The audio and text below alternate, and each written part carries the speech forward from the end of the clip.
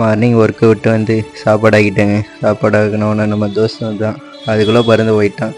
நானும் சாப்பாடை பேக் பண்ணிவிட்டு கிளம்பிட்டேங்க. காசு வச்சுருந்தேன், எங்கே வச்சுன்னு தெரியல. ஃபைனலாக அமௌண்ட்டையும் கண்டுபிடிச்சிட்டேங்க.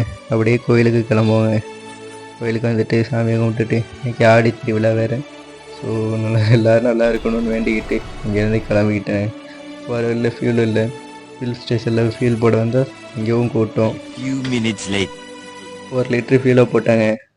70 கிலோமீட்டர் மைலேஜ் கொடுக்கும். அப்படியே ஹாஸ்பிட்டல் டூட்டி கிளம்பி வந்துட்டேங்க. கரெக்டாக சைனை போட்டேன். ஒரு ஹாய் சொல்லிவிட்டு அப்படியே ஹாஸ்பிட்டலுக்குள்ளே என்ட்ரன்ஸ் ஆகிட்டேங்க. ஆல்ரெடி லேட் ஆகிடுச்சு. இன்றைக்கி என்ன வசவு வாங்க காத்திருக்குன்னு தெரியலை. இங்கேருந்து வேகமாக வந்து ஸ்லிப்பர் ஸ்டாண்டில் ஸ்லிப்பரை தூக்கி போட்டுட்டு போயிட்டு ஓட்டிக்குள்ளே ட்ரெஸ் சேஞ்ச் பண்ணணுங்க.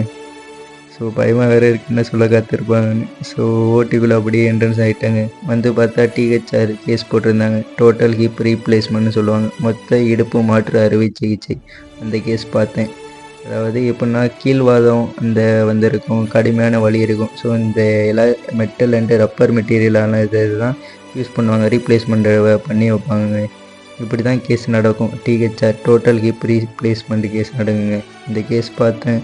அப்புறம் ஈவினிங் 5:30 ஆச்சுங்க. அப்படியே நம்மளும் ரூமுக்கு கிளம்புவோம். பாடி வேறு டயர்டாக இருக்குது. இன்றைக்கி 7 ஹவர்ஸாக நின்றுக்கிருந்தேன்.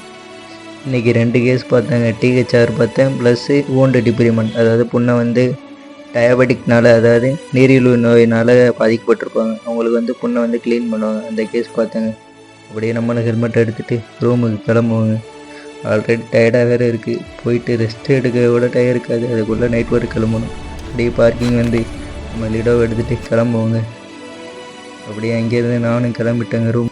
ஸோ இப்படி தாங்க எனக்கு 2.5 மாதமாக ஓடிக்கிருக்கு இன்டர்ன்ஷிப்பு. என்னோட மோசமாலாம் சில பேருக்கு ஓடிக்கிருக்கு இன்டர்ன். அப்படியே ரூமுக்கு வந்துட்டு உங்களுக்கும் எப்படி இன்டர்ன் போச்சுன்னா கமெண்டில் சொல்லுங்கள். எப்படி இன்டர்ன் போகுது? சில பேர்த்துக்கு ஒஸ்ட்டாக போகும். ஸோ ஏஹெச்எஸ் படிக்கிறவங்களுக்கெல்லாம் கமெண்ட் பண்ணுங்கள் காய்ஸ். Thank you guys.